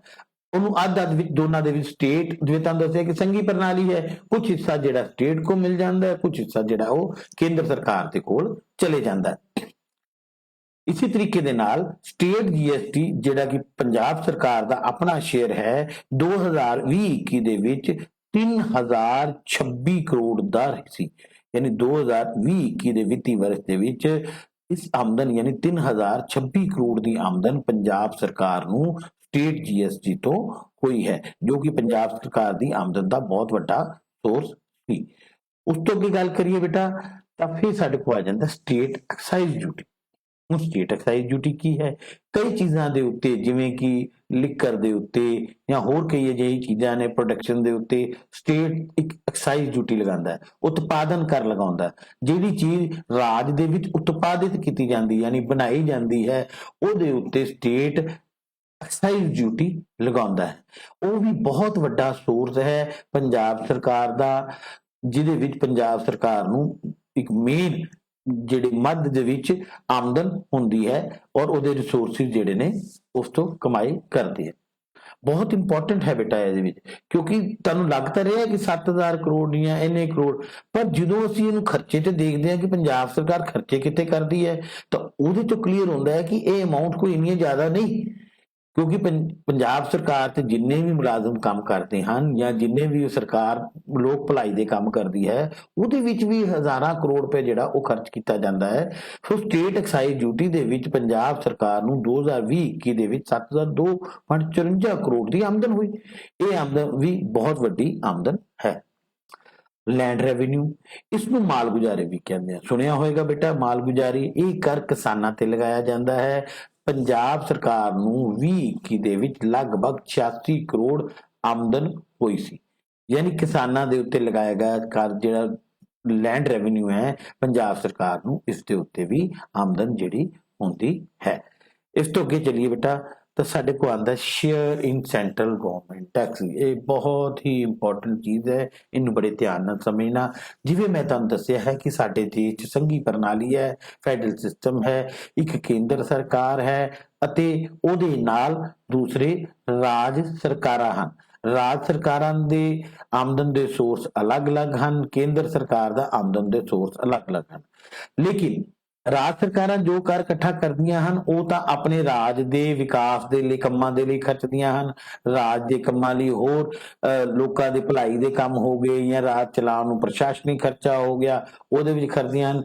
ਪਰ ਜਿਹੜੀ ਕੇਂਦਰ ਸਰਕਾਰ ਇਕੱਠਾ ਕਰਦੀ ਹੈ, ਕੇਂਦਰ ਸਰਕਾਰ ਤਾਂ ਕਿਸੇ ਦੇਸ਼ ਦੀ ਸਰਕਾਰ ਹੁੰਦੀ ਹੈ, ਉਸ ਸਰਕਾਰ ਨੇ ਸਾਰੇ ਦੇਸ਼ ਨੂੰ ਚਲਾਉਣਾ ਹੈ, ਉਹਦੇ ਵਾਸਤੇ ਸਾਰੇ ਰਾਜ ਇੱਕੋ ਜਿਹੇ ਹਨ। ਔਰ ਰਾਜਾਂ ਦਾ ਵਿਕਾਸ ਕਰਨਾ, ਇੱਕ ਬਹੁਤ ਵੱਡੀ ਸੈਨਾ ਰੱਖਣਾ ਜੋ ਦੇਸ਼ ਦੀ ਰੱਖਿਆ ਕਰੇ, ਉਹ ਆਰਮੀ ਦਾ ਖਰਚਾ, ਇਸ ਤਰੀਕੇ ਸੈਂਟਰ ਰਿਜ਼ਰਵ ਪੁਲਿਸ ਹੁੰਦੀਆਂ ਨੇ ਜਾਂ ਹੋਰ ਕਈ ਨੈਸ਼ਨਲ ਹਾਈਵੇਜ਼ ਨੇ ਜਿਹੜੇ ਬਣਾਉਣੇ ਨੇ, ਉਹ ਸਾਰਾ ਖਰਚਾ ਕੇਂਦਰ ਸਰਕਾਰ ਕਰਦੀ ਹੈ। ਪਰ ਕੇਂਦਰ ਸਰਕਾਰ ਜਿਹੜੇ ਰਾਜ ਤੋਂ ਕਰ ਇਕੱਠਾ ਕਰਦੀ ਹੈ ਉਹ ਉਸਦੇ ਮੁਤਾਬਕ ਉਸ ਤੋਂ ਕਰ ਜਿੰਨਾ ਮਿਲਦਾ ਹੈ ਉਹਦਾ ਪਰਸੈਂਟੇਜ ਸੈੱਟ ਹੁੰਦੀ ਹੈ ਕਿ ਕਿਸੇ ਸਟੇਟ ਵਾਸਤੇ ਇੰਨੇ ਪਰਸੈਂਟ ਜਿਹੜਾ ਹਿੱਸਾ ਕਿਸ ਕਰ ਦੇ ਵਿੱਚੋਂ ਦੇਣਾ ਹੈ। ਉਹ ਜਿਹੜਾ ਸੈਂਟਰ ਗਵਰਨਮੈਂਟ ਜਾਂ ਜਿਹੜੀ ਕੇਂਦਰੀ ਸਰਕਾਰ ਹੈ ਉਹ ਕੇਂਦਰੀ ਕਰਾਂ ਦੇ ਵਿੱਚੋਂ ਉਸ ਰਾਜ ਨੂੰ ਜਿਹੜਾ ਹੈ ਉਹ ਦਿੰਦੀ ਹੈ। ਹੁਣ ਕਿਹੜੇ ਕਿਹੜੇ ਕਰ ਹਨ ਇਹਨਾਂ ਦੀ ਗੱਲ ਕਰਦੇ ਹਾਂ। ਕੇਂਦਰ ਸਰਕਾਰ ਆਮਦਨ ਕਰ, ਆਮਦਨ ਕਰ ਜਿਵੇਂ ਪਹਿਲੇ ਤੁਹਾਨੂੰ ਦੱਸਿਆ, ਆਮਦਨ ਤੇ ਲਗਾਇਆ ਗਿਆ ਕਰ, ਲੋਕਾਂ ਦੀ ਜਿਹੜੀ ਆਮਦਨ ਹੁੰਦੀ ਹੈ ਉਹਦੇ ਉੱਤੇ ਕਰ ਲਗਾਇਆ ਜਾਂਦਾ ਹੈ, ਜਿਹਨੂੰ ਕਹਿੰਦੇ ਇਨਕਮ ਟੈਕਸ ਇੰਗਲਿਸ਼ ਚ ਆ ਜਾਂਦਾ ਹੈ। ਵੀ ਲੋਕਾਂ ਦੀ ਇਨਕਮ ਦੇ ਉੱਤੇ ਲਗਾਇਆ ਗਿਆ ਕਰ ਜਿਹੜਾ ਹੈ ਉਹ ਹਿੱਸਾ, ਉਹ ਪੈਸਾ ਸਾਰਾ ਜਿਹੜਾ ਹੈ ਕੇਂਦਰ ਸਰਕਾਰ ਕੋ ਜਾਂਦਾ ਹੈ ਔਰ ਕੇਂਦਰ ਸਰਕਾਰ ਉਹਦੇ ਵਿੱਚੋਂ ਇੱਕ ਹਿੱਸਾ ਜਿਹੜਾ ਹੈ ਰਾਜ ਦੇ ਕੰਮਾਂ ਦੇ ਲਈ ਰਾਜ ਸਰਕਾਰ ਨੂੰ ਦਿੰਦੀ ਹੈ। ਉਸ ਤੋਂ ਬਾਅਦ ਗਿਆ ਉਤਪਾਦਨ ਕਰ। ਜਿਹੜਾ ਉਤਪਾਦਨ ਕਰ ਸੈਂਟਰ ਇਕੱਠਾ ਕਰਦਾ ਹੈ ਉਹ ਵੀ ਉਸਦਾ ਹਿੱਸਾ ਜਿਹੜਾ ਹੈ ਉਹ ਰਾਜ ਸਰਕਾਰਾਂ ਨੂੰ ਰਾਜ ਚਲਾਉਣ ਵਾਸਤੇ ਕੰਮਾਂ ਵਾਸਤੇ ਦਿੱਤਾ ਜਾਂਦਾ ਹੈ। ਜਦੋਂ ਤੋਂ ਬੇਟਾ ਜੀਐਸਟੀ ਆਇਆ ਹੈ, ਜਿਵੇਂ ਤੁਹਾਨੂੰ ਮੈਂ ਅੱਗੇ ਦੱਸਿਆ ਹੈ, ਜੀਐਸਟੀ ਨੂੰ ਦੋ ਹਿੱਸੇ ਚ ਵੰਡਿਆ, ਸਟੇਟ ਜੀਐਸਟੀ ਤੇ ਸੈਂਟਰ ਜੀਐਸਟੀ। ਤੋਂ ਸਟੇਟ ਜੀਐਸਟੀ ਦੇ ਕਈ ਕਰ ਜਿਹੜੇ ਨੇ ਉਹਨਾਂ ਨੂੰ ਸਟੇਟ ਜੀਐਸਟੀ ਚ ਕੰਬਾਈਨ ਕਰ ਦਿੱਤਾ ਗਿਆ। ਤੇ ਸੋ ਇੱਕ ਸਟੇਟ ਨੂੰ ਹਿੱਸਾ ਜੀਐਸਟੀ ਦਾ ਮਿਲ ਜਾਂਦਾ ਸੀ ਔਰ ਇੱਕ ਜਿਹੜਾ ਹੈ ਸੈਂਟਰ ਨੂੰ ਹਿੱਸਾ ਮਿਲ ਜਾਂਦਾ ਸੀ। ਇਹਨਾਂ ਕਰਾਂ ਵਿੱਚੋਂ ਰਾਜ ਸਰਕਾਰ ਵੀ ਆਪਣਾ ਹਿੱਸਾ ਲੈਂਦੀਆਂ ਨੇ। ਕੇਂਦਰ ਸਰਕਾਰ ਆਪਣੇ ਦੇਸ਼ ਨੂੰ ਚਲਾਉਣ ਵਾਸਤੇ ਹਿੱਸਾ ਰੱਖਦੀ ਹੈ ਔਰ ਰਾਜ ਸਰਕਾਰਾਂ ਨੂੰ ਰਾਜ ਚਲਾਉਣ ਵਾਸਤੇ ਤੇ ਨੇ। ਹੁਣ ਕਈ ਕੰਮ ਨੇ, ਜਿਵੇਂ ਐਜੂਕੇਸ਼ਨ ਦੀ ਗੱਲ ਕਰੀਏ, education is a state subject. ਸਰਕਾਰ ਨੂੰ, ਰਾਜ ਸਰਕਾਰ ਨੂੰ ਸਰਕਾਰੀ ਸਕੂਲਾਂ ਨੂੰ ਚਲਾਉਣ ਵਾਸਤੇ, ਬੱਚਿਆਂ ਨੂੰ ਸਿੱਖਿਆ ਦੇਣ ਵਾਸਤੇ ਜਾਂ ਦੂਸਰੇ ਪਾਸੇ ਸਿਹਤ ਦੇ ਖੇਤਰ ਦੇ ਕੰਮ ਕਰਨ ਦੇ ਲਈ ਉਹਨਾਂ ਨੂੰ ਪੈਸੇ ਦੀ ਜ਼ਰੂਰਤ ਹੈ। ਉਹ ਪੈਸਾ ਉਹਨੂੰ ਕਿੱਥੋਂ ਮਿਲੇਗਾ? ਉਹ ਕੇਂਦਰ ਸਰਕਾਰ ਦੀ ਜਿਹੜੀ ਮਦਦ ਹੈ, ਕੇਂਦਰ ਸਰਕਾਰ ਜਿਹੜਾ ਕਰਾਂ ਦੇ ਹਿੱਸਾ ਜਿਹੜਾ ਹੈ ਉਹ ਰਾਜ ਸਰਕਾਰਾਂ ਨੂੰ ਦਿੰਦੀ ਹੈ। ਹੁਣ ਦੇਖੋ ਕਿੰਨੀ ਵੱਡੀ ਅਮਾਉਂਟ ਹੈ ਜਿਹੜੀ ਸਾਡੇ 2020-21 ਚ ਪੰਜਾਬ ਸਰਕਾਰ ਨੂੰ 12,026.71 ਕਰੋੜ ਦੀ ਆਮਦਨ ਜਿਹੜੀ ਹੈ ਉਹ ਕੇਂਦਰੀ ਕਰਾਂ ਦੇ ਹਿੱਸੇ ਦੇ ਵਿੱਚੋਂ ਮਿਲੀ ਹੈ। ਯਾਨੀ ਕੇਂਦਰ ਸਰਕਾਰ ਦੁਆਰਾ 2020-21 ਦੇ ਵਿੱਚ ਪੰਜਾਬ ਦਾ ਜਿਹੜਾ 12,026.71 ਕਰੋੜ ਦਾ ਹਿੱਸਾ ਜਿਹੜਾ ਹੈ ਉਹ ਉਹਨਾਂ ਨੇ ਪੰਜਾਬ ਸਰਕਾਰ ਨੂੰ ਦਿੱਤਾ। ਹੁਣ ਇਸ ਤੋਂ ਅੱਗੇ ਚੱਲਦੇ ਹਾਂ ਬੇਟਾ। ਹੁਣ ਦੂਸਰਾ ਪੋਰਸ਼ਨ ਇਸ ਦਾ ਆ ਗਿਆ ਟੌਪਿਕ ਦਾ, ਨॉन टैक्स रेवेन्यू, गैर कर प्राप्तियां। पहले तो गल कर रहे थे कर प्राप्तियां, टैक्स लगा के ਜਿਹੜੀਆਂ ਪ੍ਰਾਪਤੀਆਂ ਹੁੰਦੀਆਂ ਨੇ ਉਹਨਾਂ ਨੂੰ ਅਸੀਂ ਕਹਿ ਦਿੱਤਾ टैक्स रेवेन्यू। ਉਹ ਅਸੀਂ ਪੂਰਾ ਡਿਸਕਸ ਕਰ ਲਿਆ। ਹੁਣ ਦੂਸਰੀ ਗੱਲ ਆ ਗਈ ਸਾਡੇ ਕੋਲ non tax revenue. Non tax revenue ਕੀ ਹੈ? ਉਹ ਪ੍ਰਾਪਤੀਆਂ ਜਿਹੜੀਆਂ ਕਰ ਤੋਂ ਇਲਾਵਾ ਕੋਈ ਰਾਜ ਸਰਕਾਰ ਉਸ ਦੇ ਰਾਜ ਦੇ ਵਸਨੀਕਾਂ ਕੋਲ ਲੈਂਦਾ ਹੈ ਉਹਨੂੰ ਅਸੀਂ ਕਹਿ ਦਿੰਦੇ ਹਾਂ ਗੈਰ ਕਰ ਪ੍ਰਾਪਤੀਆਂ। ਹੁਣ ਉਹਨਾਂ ਨੂੰ ਵੀ ਅਸੀਂ ਅੱਗੇ ਵੰਡਿਆ ਹੈ, ਕਿਸ ਕਿਸ ਰੂਪ ਚ ਵੰਡਿਆ ਹੈ ਉਹਦਾ ਜ਼ਿਕਰ ਕਰਦੇ ਹਾਂ। ਤੇ ਉਹਦਾ ਜ਼ਿਕਰ ਕਰਦੇ ਹੋਏ ਸਭ ਤੋਂ ਪਹਿਲੇ ਸਾਡੇ ਕੋਲ ਆਉਂਦੀ ਹੈ ਜਨਰਲ ਸਰਵਿਸ, ਸਧਾਰਨ ਸੇਵਾਵਾਂ। ਸਧਾਰਨ ਸੇਵਾਵਾਂ ਕਿਹੜੀਆਂ ਹਨ? ਸਧਾਰਨ ਸੇਵਾਵਾਂ ਜਿਵੇਂ ਲੋਕ ਸੇਵਾ commission, public service commission, police, jail, supply, ਛਪਾਈ ਅਤੇ ਲਿਖਣ ਸਮੱਗਰੀ, ਲੋਕ ਨਿਰਮਾਣ, ਲੋਟਰੀ ਆਦਿ ਪ੍ਰਬੰਧਕੀ ਸੇਵਾਵਾਂ ਤੋਂ ਪੰਜਾਬ ਸਰਕਾਰ ਨੂੰ 2020-21 ਚ 3759 ਕਰੋੜ ਦੀ ਆਮਦਨ ਹੋਈ ਸੀ। ਦੇਖੋ ਕਿੰਨੀਆਂ ਸਾਰੀ ਸਰਵਿਸ ਹੈ। ਪੁਲਿਸ ਮੰਨ ਲਓ ਚਲਾਨ ਕਰਦੇ ਆ ਤਾਂ ਉਹ ਵੀ ਇੱਕ ਕਿਸਮ ਦਾ ਸਰਕਾਰ ਦੀ ਗੈਰ ਕਰ ਪ੍ਰਾਪਤੀ ਹੈ। ਜੇ ਕਿਸੇ ਲੋਕ ਸੇਵਾ ਕਮਿਸ਼ਨ ਦੇ ਵਿੱਚ ਕੋਈ ਕੰਮ ਕਾਜ ਜਾਂ ਉੱਥੇ ਅਸੀਂ ਪੈਸੇ ਦਿੰਨੇ ਹਾਂ ਤੇ ਉਹ ਵੀ ਸਰਕਾਰ ਦੀ ਗੈਰ ਕਰ ਪ੍ਰਾਪਤੀ ਹੈ। ਸਰਕਾਰ ਜੋ ਆਪਣਾ ਛਪਾਈ ਕਰਦੀ ਹੈ, ਲਿਖਣ ਦਾ ਕੰਮ, ਸਮੱਗਰੀ ਛਾਪਦੀ ਹੈ, ਲੋਕ ਨਾ PWD ਦੇ ਕੰਮ ਚੱਲਦੇ ਹਨ, ਲੋਟਰੀ ਆਦਿ ਹੁੰਦੀ ਹੈ, ਉਹ ਤੇ ਟੈਕਸ ਇਕੱਠਾ ਕਰਦੀ ਹੈ। ਇਹ ਸਾਰੀ ਪ੍ਰਬੰਧਕੀ ਕੰਮ, ਜਿਵੇਂ ਤੁਸੀਂ ਸੇਵਾ ਕੇਂਦਰ ਤੇ ਜਾਂਦੇ ਹੋ ਜਾਂ ਆਪਣਾ ਸਰਟੀਫਿਕੇਟ ਬਣਾਉਂਦੇ ਹੋ ਉਹਦੇ ਵਾਸਤੇ ਤੁਹਾਨੂੰ ਪੈਸੇ ਦੇਣੇ ਪੈਂਦੇ ਨੇ, ਜਾਂ ਹੋਰ ਕਈ ਕੰਮਾਂ ਵਾਸਤੇ ਸਰਕਾਰੀ ਕੰਮਾਂ ਦੀ ਫੀਸ ਹੁੰਦੀ ਹੈ। ਤੇ ਉਹ ਸਾਰੀ ਜਨਰਲ ਸਰਵਿਸਿਜ਼ ਜਿਹੜੀਆਂ ਨੇ ਉਹਨਾਂ ਉੱਤੇ ਲਗਾਇਆ ਗਿਆ ਕਰ ਜਿਹੜਾ ਹੈ ਉਹ ਜਿਹੜਾ ਸਰਕਾਰ ਦੀ ਆਮਦਨ ਦਾ ਸੋਰਸ ਹੁੰਦਾ ਹੈ, ਜਿਨ੍ਹਾਂ ਨੂੰ ਅਸੀਂ ਸਧਾਰਨ ਸੇਵਾਵਾਂ ਵੀ ਕਹਿੰਦੇ ਹਾਂ। ਔਰ ਇਸ ਤੇ ਜਿਵੇਂ ਕਲੀਅਰ ਕਰ ਦਿੱਤਾ ਪਹਿਲੇ ਕਿ 2020-21 ਦੇ ਵਿੱਚ ਪੰਜਾਬ ਸਰਕਾਰ ਨੂੰ 3759 ਕਰੋੜ ਰੁਪਏ ਦੀ ਆਮਦਨ ਹੋਈ ਸੀ। ਅਗਲਾ ਪੁਆਇੰਟ ਸਾਡੇ ਕੋਲ ਆ ਗਿਆ ਬੇਟਾ ਸੋਸ਼ਲ ਐਂਡ ਕਮਿਊਨਿਟੀ ਸਰਵਿਸ, ਸਮਾਜਿਕ ਅਤੇ ਸਮੂਹਿਕ ਸੇਵਾਵਾਂ। ਸਮਾਜਿਕ ਅਤੇ ਸਮੂਹਿਕ ਸੇਵਾਵਾਂ ਕੀ ਹਨ? ਜਿਵੇਂ ਸਿੱਖਿਆ, ਕਲਾ, ਸਿੱਖਿਆ ਬਾਰੇ ਦੱਸਣ ਦੀ ਜ਼ਰੂਰਤ ਨਹੀਂ। ਐਜੂਕੇਸ਼ਨ ਦੇ ਉੱਤੇ ਵੀ ਜਿਹੜੀ ਸੇਵਾਵਾਂ ਕਈ ਅਸੀਂ ਜਿਹੜੇ ਸਰਕਾਰ ਨੂੰ ਫੰਡ ਦੇਣੇ ਆ, ਵੈਸੇ ਤਾਂ 8ਵੀਂ ਤੱਕ ਦੀ ਸਾਡਾ ਜਿਹੜਾ ਹੈ ਸਾਡੇ ਭਾਰਤ ਦੇ ਵਿੱਚ ਐਜੂਕੇਸ਼ਨ ਫ੍ਰੀ ਹੈ, ਲੇਕਿਨ ਫਿਰ ਵੀ ਸਿੱਖਿਆ ਦੇ ਉੱਤੇ ਜਦੋਂ ਵੱਡੀ ਕਲਾਸ ਤੇ ਕੁਝ ਫੰਡ ਜਿਹੜੇ ਸਰਕਾਰਾਂ ਨੂੰ ਅਸੀਂ ਦਿੰਦੇ ਹਾਂ, ਸਕੂਲ ਦੇ ਜਮ੍ਹਾਂ ਕਰਾਉਂਦੇ ਹਾਂ, ਉਹ ਸਾਡਾ ਜਿਹੜਾ ਸਰਕਾਰ ਦੀ ਆਮਦਨ ਹੈ। ਕਲਾ, ਮੈਡੀਕਲ ਦੇ ਵਿੱਚ ਵੀ ਯਾਨੀ ਜੋ ਵੈਸੇ ਤਾਂ ਲਗਭਗ ਕਾਫੀ ਹੱਦ ਤੱਕ ਫ੍ਰੀ ਨੇ, ਲੇਕਿਨ ਉਹਦੇ ਨਾਲ ਜੇ ਕੋਈ ਅਸੀਂ ਪਰਚੀ ਦੀ ਫੀਸ ਦਿੰਦੇ ਹਾਂ ਜਾਂ ਕੁਝ ਬਹੁਤ ਸਬਸਿਡਾਈਜ਼ਡ ਰੇਟ ਦੇ ਜੋ ਅਸੀਂ ਉਹਨਾਂ ਨੂੰ ਪੈਸੇ ਸਰਕਾਰ ਨੂੰ ਦਿੰਦੇ ਹਾਂ, ਉਹ ਸਾਡੇ ਜਿਹੜੇ ਨੇ ਉਹ ਵੀ ਸਰਕਾਰ ਦੀ ਆਮਦਨ ਦਾ ਸੋਰਸ ਹਨ। ਇਸ ਤਰੀਕੇ ਪਰਿਵਾਰ ਭਲਾਈ, ਲੋਕ ਸਿਹਤ, ਸਫਾਈ, ਜਲ ਪੂਰਤੀ, ਜਿਵੇਂ ਪਾਣੀ ਦਾ ਬਿੱਲ ਆਉਂਦੇ ਹਨ ਜਾਂ ਅਸੀਂ ਸੀਵਰੇਜ ਦੇ ਬਿੱਲ ਦਿੰਦੇ ਹਾਂ ਜਾਂ ਹੋਰ ਸਫਾਈ ਦੇ ਵਾਸਤੇ ਕੋਈ ਚਾਰਜ ਪੇ ਕਰਦੇ ਹਾਂ, ਇਹ ਸਾਰੀ ਚੀਜ਼ਾਂ ਜਿਹੜੀਆਂ ਨੇ ਪੰਜਾਬ ਸਰਕਾਰ ਦੀ ਆਮਦਨ ਦਾ ਸੋਰਸ ਹੁੰਦੀਆਂ ਹਨ। ਔਰ 2020-21 ਦੇ ਵਿੱਚ ਪੰਜਾਬ ਸਰਕਾਰ ਨੂੰ ਲਗਭਗ 880 ਕਰੋੜ ਰੁਪਏ ਦੀ ਰਕਮ ਇਸ ਤੋਂ ਪ੍ਰਾਪਤ ਹੋਈ ਸੀ। ਇਸ ਤੋਂ ਅੱਗੇ ਗੱਲ ਕਰਦੇ ਹਾਂ ਬੇਟਾ, ਇਹ ਸਾਡੇ ਕੋਲ ਆ ਗਿਆ ਇਕਨੋਮਿਕ ਸਰਵਿਸਿਜ਼ ਯਾਨੀ ਆਰਥਿਕ ਸੇਵਾਵਾਂ। ਆਰਥਿਕ ਸੇਵਾਵਾਂ ਦੀ ਗੱਲ ਕਿਹੜੀ ਹੈ? ਆਰਥਿਕ ਸੇਵਾਵਾਂ ਦੇ ਵਿੱਚ ਸਿੰਚਾਈ ਦੇ ਉੱਤੇ ਜਿਹੜੀ ਸੇਵਾਵਾਂ ਦੇ ਉੱਤੇ ਕੋਈ ਟੈਕਸ ਲੱਗਦਾ ਹੈ, ਜੰਗਲਾਂ ਤੋਂ ਕੋਈ ਪ੍ਰਾਪਤ ਆਮਦਨ ਤੇ ਟੈਕਸ ਲੱਗਦਾ ਹੈ, ਬਿਜਲੀ ਦੇ ਉੱਤੇ ਜਿਵੇਂ ਤੁਹਾਨੂੰ ਦੱਸਿਆ, ਉਸ ਤੋਂ ਬਾਅਦ ਖੇਤੀ, ਪੇਂਡੂ ਅਤੇ ਘਰੇਲੂ ਉਦਯੋਗ, ਜਿਹੜੇ ਘਰੇਲੂ ਉਦਯੋਗ ਹਨ ਉਹਨਾਂ ਉੱਤੇ ਜਿਹੜਾ ਕੋਈ ਸਰਕਾਰ ਨੂੰ ਮਾਲੀਆ ਪ੍ਰਾਪਤ ਹੁੰਦਾ ਹੈ। ਆਵਾਜਾਈ ਦੇ ਉੱਤੇ ਜਿਵੇਂ ਅਸੀਂ ਜਾਣਦੇ ਹਾਂ ਪੰਜਾਬ ਰੋਡਵੇਜ਼ ਚੱਲ ਰਹੀ ਹੈ, ਉਹਦੇ ਉੱਤੇ ਜੇ ਸਾਨੂੰ ਆਮਦਨ ਹੁੰਦੀ ਹੈ ਸਰਕਾਰ ਨੂੰ, ਪੇਂਡੂ ਅਤੇ ਘਰੇਲੂ ਉਦਯੋਗਾਂ ਤੋਂ ਆਮਦਨ ਹੁੰਦੀ ਹੈ, ਖੇਤੀ ਤੋਂ, ਬਿਜਲੀ ਤੋਂ, ਹੋਰ ਆਰਥਿਕ ਕਿਰਿਆਵਾਂ ਜਿਨ੍ਹਾਂ ਤੋਂ ਪੰਜਾਬ ਸਰਕਾਰ ਨੂੰ ਆਮਦਨ ਹੁੰਦੀ ਹੈ, ਉਹ ਵੀ ਪੰਜਾਬ ਸਰਕਾਰ ਦਾ ਗੈਰ ਕਰ ਪ੍ਰਾਪਤੀ ਆਮਦਨ ਦਾ ਸੋਰਸ ਹੈ। ਹੁਣ ਦੇਖੋ ਕਈ ਤਰੀਕੇ ਦੀ ਆਰਥਿਕ ਸੇਵਾਵਾਂ ਜਿਹੜੀਆਂ ਪੰਜਾਬ ਸਰਕਾਰ ਤੋਂ ਚਲਾਉਂਦੀ ਹੈ। ਐਗਜ਼ਾਮਪਲ ਦੇ ਤੌਰ ਤੇ ਅਸੀਂ ਜਿਵੇਂ ਹੁਣੇ ਗੱਲ ਕਰ ਰਹੇ ਹਾਂ ਪੰਜਾਬ ਰੋਡਵੇਜ਼ ਦੀ, ਜਦੋਂ ਤੁਸੀਂ ਰੋਡਵੇਜ਼ ਤੇ ਜਾਂਦੇ ਹੋ, ਬੱਸ ਤੇ ਜਾਂਦੇ ਹੋ, ਤਾਂ ਉਹ ਸਰਕਾਰ ਨੂੰ ਅਸੀਂ ਉਹਦੇ ਵਾਸਤੇ ਕੁਝ ਟਿਕਟ ਪੇ ਕਰਦੇ ਹਾਂ, ਉਹ ਟਿਕਟ ਵੀ ਪੰਜਾਬ ਸਰਕਾਰ ਦੀ ਆਮਦਨ ਦਾ ਸੋਰਸ ਹੁੰਦੀ ਹੈ। ਇਸੇ ਤਰੀਕੇ ਦੇ ਨਾਲ ਹੋਰ ਕਈ ਤਰ੍ਹਾਂ ਦੇ ਜਿਹੜੇ ਆਰਥਿਕ ਕਿਰਿਆਵਾਂ ਨੇ ਪੰਜਾਬ ਦੀ ਸਰਕਾਰ ਦੀਆਂ ਜਿਨ੍ਹਾਂ ਤੋਂ ਉਹਨਾਂ ਨੂੰ ਆਮਦਨ ਹੁੰਦੀ ਹੈ। 2021 ਚ 839 ਕਰੋੜ ਰੁਪਏ ਦੀ ਆਮਦਨ ਪੰਜਾਬ ਸਰਕਾਰ ਨੂੰ ਹੋਈ ਸੀ। ਇੰਟਰਸਟ ਰਿਸੀਵਡ, ਵਿਆਜ ਪ੍ਰਾਪਤੀਆਂ, ਪੰਜਾਬ ਸਰਕਾਰ ਦੁਆਰਾ ਕਈ ਸੰਸਥਾਵਾਂ ਅਤੇ ਵਿਅਕਤੀਆਂ ਨੂੰ ਕਰਜ਼ ਦਿੱਤੇ ਗਏ ਨੇ ਸਮੇਂ-ਸਮੇਂ ਤੇ। ਫॉर ਐਗਜ਼ਾਮਪਲ ਕਈ ਮੁਲਾਜ਼ਮਾਂ ਨੂੰ ਸਬਸਿਡਾਈਜ਼ ਰੇਟ ਦੇ ਉੱਤੇ ਕਰਜ਼ ਦਿੱਤੇ ਜਾਂਦੇ ਨੇ ਕਿ ਉਹ ਆਪਣੇ ਕੰਮਾਂ ਲਈ ਕੰਮ ਪੂਰੇ ਕਰ ਸਕਣ, ਘਰ ਬਣਾਉਣ ਲਈ ਜਾਂ ਹੋਰ ਕਿਸੇ ਕੰਮਾਂ ਦੇ ਲਈ। ਉਹਦੇ ਉੱਤੇ ਪੰਜਾਬ ਸਰਕਾਰ ਉਹਨਾਂ ਤੋਂ ਜਿਹੜਾ ਹੈ ਵਿਆਜ ਲੈਂਦੀ ਹੈ। ਕਈ ਸੰਸਥਾਵਾਂ ਨੂੰ ਵੀ ਕਰਜ਼ ਦਿੱਤੇ ਜਾਂਦੇ ਹਨ, ਪੰਜਾਬ ਸਰਕਾਰ ਉਹਨਾਂ ਤੋਂ ਜਿਹੜਾ ਕਰਜ਼ ਦਿੰਦੀ ਹੈ ਅਤੇ ਉਹਨਾਂ ਤੋਂ ਵਿਆਜ ਲੈਂਦੀ ਹੈ। ਤਾਂ ਇਸ ਦੇ ਉੱਤੇ ਵੀ ਪੰਜਾਬ ਸਰਕਾਰ ਨੂੰ 2020-21 ਦੇ ਵਿੱਚ ਇੱਕ ਵੱਡੀ ਅਮਾਉਂਟ ਜਿਹਨੂੰ ਅਸੀਂ ਕਹਿੰਦੇ 180 ਕਰੋੜ ਰੁਪਏ ਆਮਦਨ ਹੋਈ ਸੀ। ਇਹ ਚੀਜ਼ ਨੋਟ ਕਰਨ ਵਾਲੀ ਹੈ। ਡਿਫਰੈਂਟ ਗ੍ਰਾਂਟ ਫਰੋਮ ਸੈਂਟਰ, ਇਹ ਵੀ ਹੁਣ ਦੇਖੋ ਫਿਰ ਉਹੀ ਗੱਲ ਆ ਗਈ, ਜਿਵੇਂ ਕਿ ਕੇਂਦਰ ਸਰਕਾਰ ਜਿੰਨੇ ਟੈਕਸ ਲੈਂਦੀ ਹੈ ਇੱਕ ਤੇ ਉਹਦਾ ਹਿੱਸਾ ਦਿੰਦੀ ਹੈ, ਇਸ ਦੇ ਨਾਲ ਕੇਂਦਰ ਵੱਖ-ਵੱਖ ਵਿਕਾਸ ਦੇ ਯੋਜਨਾਵਾਂ ਲਈ, ਹੁਣ ਵਿਕਾਸ ਯੋਜਨਾਵਾਂ ਕਿਹੜੀਆਂ ਨੇ, ਵੱਖ-ਵੱਖ ਯੋਜਨਾਵਾਂ ਕਿਵੇਂ ਨੇ? ਦੇਖੋ ਸਟੇਟ ਦੇ ਵਿੱਚ ਇੱਕ ਸਟੇਟ ਹਾਈਵੇ ਹੁੰਦਾ ਹੈ, ਠੀਕ ਹੈ, ਔਰ ਇੱਕ ਜਿਹੜਾ ਨੈਸ਼ਨਲ ਹਾਈਵੇ ਹੁੰਦਾ ਹੈ। ਨੈਸ਼ਨਲ ਹਾਈਵੇ ਨੂੰ ਮੇਨਟੇਨ ਕਿੰਨੇ ਕਰਨਾ ਹੈ? ਉਹ ਕੇਂਦਰ ਸਰਕਾਰ ਕਰਦੀ ਹੈ, ਉਹ ਤੇ ਖਰਚ ਕਰਦੀ ਹੈ। ਪੰਜਾਬ ਦੇ ਮੰਨ ਲਓ ਕਈ ਹਿੱਸਿਆਂ ਨੂੰ ਵਿਕਾਸ ਕਰਨ ਦੇ ਲਈ ਕੇਂਦਰ ਸਰਕਾਰ ਜਿਹੜੀ ਹੈ ਉਹਦੇ ਤੇ ਯੋਜਨਾਵਾਂ ਲਈ, ਨਹਿਰਾਂ ਦੇ ਲਈ ਜਿਹੜਾ ਫੰਡ ਪ੍ਰੋਵਾਈਡ ਕਰਦੀ ਹੈ, ਸੜਕਾਂ ਦੀ ਫੰਡ ਪ੍ਰੋਵਾਈਡ ਕਰਦੀ ਹੈ, ਕਿਉਂਕਿ ਪੰਜਾਬ ਇੱਕ ਬਾਰਡਰ ਸੂਬਾ ਹੈ, ਬਾਰਡਰ ਦੇ ਉੱਤੇ ਬਹੁਤ ਸਾਰੇ ਜਿਹੜੇ ਪ੍ਰੋਜੈਕਟ ਡਿਵੈਲਪਮੈਂਟਲ ਪ੍ਰੋਜੈਕਟ ਚੱਲਦੇ ਨੇ, ਉਹਦੇ ਵਾਸਤੇ ਕੇਂਦਰ ਸਰਕਾਰ ਜਿਹੜਾ ਗ੍ਰਾਂਟ ਦਿੰਦੀ ਹੈ। ਕਈ ਸ਼ਹਿਰਾਂ ਦੇ ਵਿਕਾਸ ਦੀ, ਜਿਵੇਂ ਹੁਣ ਸਮਾਰਟ ਸਿਟੀ ਪ੍ਰੋਜੈਕਟ ਚੱਲ ਰਿਹਾ, ਤੁਸੀਂ ਨਾਮ ਸੁਣਿਆ ਹੋਏਗਾ, ਸਮਾਰਟ ਸਿਟੀ ਪ੍ਰੋਜੈਕਟ ਕੇਂਦਰ ਸਰਕਾਰ ਦਾ ਪ੍ਰੋਜੈਕਟ ਹੈ।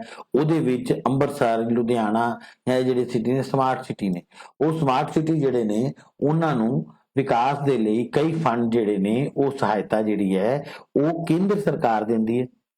ਔਰ ਇਹ ਕੇਂਦਰ ਸਰਕਾਰ ਨੇ 2020-21 ਦੇ ਵਿੱਚ ਵੱਖ-ਵੱਖ ਯੋਜਨਾ ਤੇ 38,038.37 ਕਰੋੜ ਦਾ ਅਨੁਦਾਨ ਦਿੱਤਾ ਹੈ। ਦੇਖੋ ਸੋ ਆਪਣੇ ਰਾਜ ਆਪਣੇ ਲੈਵਲ ਤੇ ਬਹੁਤ ਥੋੜਾ ਹਿੱਸਾ ਆਮਦਨ ਦਾ ਸਾਰੇ ਜਿੰਨੇ ਅਸੀਂ ਸੋਰਸਿਸ ਦੀ ਗੱਲ ਕੀਤੀ ਉਹਨੂੰ ਮਿਲਾਈਏ ਲਗਭਗ ਇੱਥੇ ਜਾ ਕੇ ਮੁੱਕੇਗਾ ਇਹਦੇ ਕਰੀਬ ਔਰ ਇੰਨੀ ਹੀ ਆਮਦਨ ਇੰਨਾ ਹੀ ਅਨੁਦਾਨ ਜਿਹੜਾ ਹੈ ਉਹ ਪੰਜਾਬ ਸਰਕਾਰ ਨੂੰ ਕੇਂਦਰ ਦੇ ਦੁਆਰਾ ਪ੍ਰਾਪਤ 2020-21 ਦੇ ਵਿੱਚ ਹੋਇਆ ਹੈ ਔਰ ਇੱਕ ਬਹੁਤ ਵੱਡਾ ਸ਼ੇਅਰ ਹੈ ਜਿਹਦੇ ਨਾਲ ਕਿਸੇ ਵੀ ਰਾਜ ਦਾ ਵਿਕਾਸ ਜਿਹੜਾ ਹੈ ਉਹ ਸੰਭਵ ਹੈ ਔਰ ਕੇਂਦਰ ਸਰਕਾਰ ਤੋਂ ਪ੍ਰਾਪਤ ਗ੍ਰਾਂਟਾਂ ਦੇ ਵਿੱਚ ਜਿਵੇਂ ਨੈਸ਼ਨਲ ਹੈਲਥ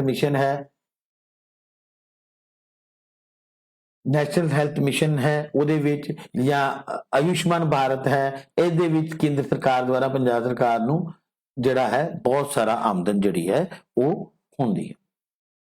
ਹੁਣ ਗੱਲ ਕਰੀਏ ਸਾਡੇ ਕੋਲ ਇਹ ਹੈ ਇੱਕ ਲੇਟੈਸਟ ਡਾਟਾ ਇਹਦੇ ਤੇ ਸਾਡੀ ਸਾਰੀ ਗੱਲ ਕਲੈਰਿਟੀ ਹੋ ਜਾਣੀ ਹੈ। Punjab source of income Punjab ਦੇ ਇਨਕਮ ਦੇ ਸੋਰਸ ਕੀ ਨੇ ਦੇਖੋ ਸਾਹਮਣੇ ਰੈਵਨਿਊ ਰਿਸੀਵਡ ਕਿੰਨੀ 2019-20 ਤੇ 21-22 ਦਾ ਅਸੀਂ ਗੱਲ ਇੱਥੇ ਕਰ ਰਹੇ ਹਾਂ।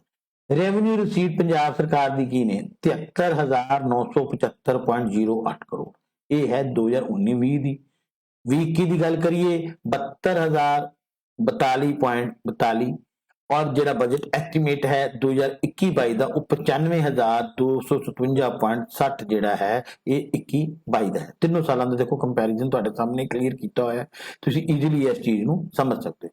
ਹੁਣ ਇੱਥੇ ਸੋਰਸ ਦੇਖੀਏ ਸਟੇਟ ਓਨ ਟੈਕਸ ਰੈਵਨਿਊ ਜਿਹੜੇ ਆਪਣੇ ਟੈਕਸ ਨੇ ਜਿਹੜੇ ਸਰਕਾਰ ਨੇ ਲਗਾਏ ਨੇ ਰਾਜ ਸਰਕਾਰ ਨੇ ਲਗਾਏ ਉਹ ਤੋਂ ਇਨਕਮ ਕੀ ਹੋਈ 33,739.18 ਕਰੋੜ ਔਰ ਜੇ ਗੱਲ ਕਰੀਏ 2020-21 ਦੇ ਵਿੱਚ 30,408.80 ਇਸੇ ਤਰੀਕੇ ਦੇ ਨਾਲ ਅਸੀਂ 2021-22 ਦੀ ਗੱਲ ਕਰੀਏ 37,434.04 ਹੁਣ GST goods and service tax ਦੀ ਅਸੀਂ ਪਿੱਛੇ ਗੱਲ ਕੀਤੀ ਹੈ ਉਹਦੀ ਰੈਵਨਿਊ ਦੀ ਗੱਲ ਕਰਦੇ ਹਾਂ ਰਿਵਾਈਜ਼ 1920 ਦਾ ਰੈਵਨਿਊ ਹੈ ਸਾਡਾ 13,443.23 2021 ਦੇ ਵਿੱਚ ਹੈ 11,522.30 ਕਿਉਂਕਿ 2021 ਦਾ ਕਾਲ ਥੋੜਾ ਤੁਸੀਂ ਦੇਖਿਆ ਡਾਊਨ ਆਇਆ ਕਿਉਂ ਆਇਆ ਕਿਉਂਕਿ ਕਰੋਨਾ ਕਾਲ ਸੀ ਕੋਵਿਡ ਦਾ ਉਹ ਸਮਾਂ ਸੀ ਫਿਰ ਉਸ ਤੋਂ ਬਾਅਦ 21-22 ਦੇ ਵਿੱਚ 16,000 ਕਰੋੜ ਜਿਹੜਾ ਹੈ ਉਹ ਜੀਐਸਟੀ ਰੈਵਨਿਊ ਹੈ। ਵੈਟ ਦੀ ਗੱਲ ਕੀਤੀ ਸੀ ਅਸੀਂ ਵੈਲਿਊ ਐਡਿਡ ਟੈਕਸ ਦੀ ਪਿੱਛੇ ਅਸੀਂ ਜ਼ਿਕਰ ਕਰਕੇ ਆਏ ਹਾਂ ਸਿੱਖ ਕੇ ਆਏ ਹਾਂ ਉਹ 19-20 ਦੇ ਵਿੱਚ ਜਿਹੜਾ ਹੈ 5,402 ਕਰੋੜ ਸੀ 2021 ਦੇ 5740.73 ਕਰੋੜ ਔਰ 21-22 ਦੇ 6,027.76 ਕਰੋੜ ਹੈ। ਸਟੇਟ ਐਕਸਾਈਜ਼ ਟੈਕਸ ਦੀ ਗੱਲ ਕੀਤੀ ਸੀ ਐਕਸਾਈਜ਼ ਡਿਊਟੀ ਦੀ ਇਹ ਗੱਲ ਅਸੀਂ ਪਿੱਛੇ ਸਟੱਡੀ ਕੀਤੀ ਹੈ ਉਹ ਤਿੰਨੋਂ ਸਾਲਾਂ ਦਾ ਕੰਪੈਰੀਜ਼ਨ ਦੇਖੋ 19-20 ਦੇ ਵਿੱਚ 5,576 ਕਰੋੜ 5794.94 ਕਰੋੜ ਔਰ 21-22 ਦੇ ਵਿੱਚ 7,002.54 ਕਰੋੜ ਰਿਹਾ। ਫਿਰ ਸਟੈਂਪਸ ਐਂਡ ਰਜਿਸਟ੍ਰੇਸ਼ਨ ਦੀ ਗੱਲ ਕੀਤੀ ਸਟਾਂਪ ਡਿਊਟੀ ਅਤੇ ਰਜਿਸਟ੍ਰੇਸ਼ਨ ਦੀ ਗੱਲ ਅਸੀਂ ਪਿੱਛੇ ਸਟੱਡੀ ਕੀਤੀ ਹੈ ਉਹੀ ਇਹਦੇ ਦੇਖੀਏ 19-20 ਚ 2400 ਕਰੋੜ 2021 ਦੇ ਵਿੱਚ 2693 ਕਰੋੜ ਔਰ 21-22 ਦੇ ਵਿੱਚ 2890 ਕਰੋੜ। ਦੇਖੋ ਜੇ ਤੁਹਾਨੂੰ ਰੈਵਨਿਊ ਵੱਧਦਾ ਨਜ਼ਰ ਆ ਰਿਹਾ ਹੈ ਤੇ ਉਹਦੇ ਮੁਤਾਬਕ ਖਰਚੇ ਵੀ ਸਰਕਾਰਾਂ ਦੇ ਵੱਧਦੇ ਹਨ ਉਸ ਨੂੰ ਵੱਧ ਤਨਖਾਹਾਂ ਵੱਧ ਖਰਚੇ ਮਹਿੰਗਾਈ ਕਰਕੇ ਅੱਗੇ ਕਰਨੇ ਵੀ ਪੈਂਦੇ ਆ। ਟੈਕਸਿਸ ਐਂਡ ਵਾਹੀਕਲ ਟੈਕਸ ਦੀ ਪਿੱਛੇ ਗੱਲ ਕੀਤੀ ਸੀ ਦੇਖੋ 19-20 ਦੇ ਵਿੱਚ ਵਾਹੀਕਲ ਟੈਕਸ ਜਿਹੜਾ ਸਾਡਾ ਉਹ ਸੀਗਾ 2115 ਠੀਕ ਹੈ ਔਰ ਕਰੋੜ ਔਰ ਉਸ ਤੋਂ ਬਾਅਦ 2021 ਦੀ ਗੱਲ ਕਰੀਏ ਤੇ ਉਹ ਚ ਆ ਗਿਆ 1567.94 ਕਿਉਂਕਿ ਤੁਹਾਨੂੰ ਦੱਸਿਆ ਉਸ ਦੌਰਾਨ ਜਿਹੜਾ ਸਾਡੇ ਇਨਕਮ ਘਟੀ ਸੀ ਔਰ 21-22 ਦੇ ਵਿੱਚ 2200 ਕਰੋੜ ਰੁਪਇਆ। ਇਲੈਕਟ੍ਰਿਸਿਟੀ ਡਿਊਟੀ ਬਿਜਲੀ ਕਰ ਦੀ ਗੱਲ ਕੀਤੀ ਸੀ 4479.31 ਔਰ 2021 ਦੇ ਵਿੱਚ 2894.55 ਔਰ 21-22 ਦੇ ਵਿੱਚ ਇਹ ਡਿਊਟੀ ਸਾਡੀ 3026.01 ਹੋ ਗਈ। ਇਸੇ ਤਰੀਕੇ ਦੇ ਨਾਲ ਅਦਰਸ ਦੇ ਵੀ 223.64 195.35 287.68 ਸੀ। ਉਸ ਤੋਂ ਅੱਗੇ ਗੱਲ ਕਰਦੇ ਆ ਮਿਸਲੇਨੀਅਸ ਜਨਰਲ ਰਸੀਪ ਜਿਹੜੀਆਂ ਸਰਕਾਰ ਨੂੰ ਮਿਲਦੀਆਂ ਨੇ 4939.21 2850 ਔਰ ਉਸ ਤੋਂ ਬਾਅਦ ਸਾਡੇ ਆ ਗਿਆ 5533.58 ਪੰਜਾਬ ਰੋਡਵੇਜ਼ ਦੀ ਗੱਲ ਕਰਦਾ ਸੀਗਾ 225 ਕਰੋੜ ਦਾ 114 ਕਰੋੜ ਫਿਰ 250 ਕਰੋੜ ਅਰਬਨ ਡਿਵੈਲਪਮੈਂਟ ਵਿੱਚ 53 ਕਰੋੜ और 86.50 करोड़ और 106.50 अदर्स ਦੇ ਵਿੱਚ 2744.45 1581 ਰਿਸੀਵਡ ਔਰ 1868.40 ਹੁਣ ਇਹ ਹੈ ਪੂਰਾ ਤੁਹਾਡੇ ਕੋਲ 3 ਸਾਲਾਂ ਦਾ ਐਸਟੀਮੇਟ ਜਿਹਦੇ ਵਿੱਚ ਅਸੀਂ ਤੈਅ ਕਰ ਰਹੇ ਹਾਂ ਕਿ ਕਿਸ ਤਰੀਕੇ ਪੰਜਾਬ ਸਰਕਾਰ ਨੇ ਰਿਸੋਰਸ ਆਫ ਇਨਕਮ ਰਿਹਾ ਹੈ। ਮੈਨੂੰ ਆਸ ਹੈ ਕਿ ਬੇਟਾ ਤੁਹਾਨੂੰ ਇਹ ਪਤਾ ਲੱਗ ਗਿਆ ਹੋਵੇਗਾ ਕਿ ਸਾਡੇ ਪੰਜਾਬ ਸਰਕਾਰ ਦੇ ਫਾਈਨੈਂਸ਼ੀਅਲ ਸਿਸਟਮ ਦੇ ਵਿੱਚ ਆਮਦਨ ਦੇ ਸੋਰਸ ਕੀ ਨੇ, ਔਰ ਤੁਹਾਨੂੰ ਇਸ ਚੀਜ਼ ਨੂੰ ਸਮਝ ਵੀ ਆਈ ਹੋਵੇਗੀ। ਥੈਂਕ ਯੂ ਬੇਟਾ।